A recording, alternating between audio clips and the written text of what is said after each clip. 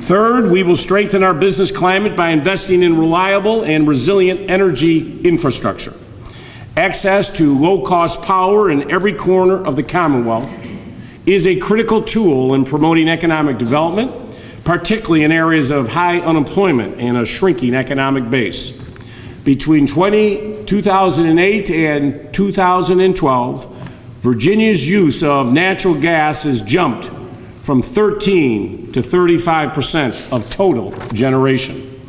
With the shale gas revolution, Virginia now has low, unprecedented access to an abundance of low-cost domestic natural gas. This resource will play an important role in Virginia's economy for decades to come.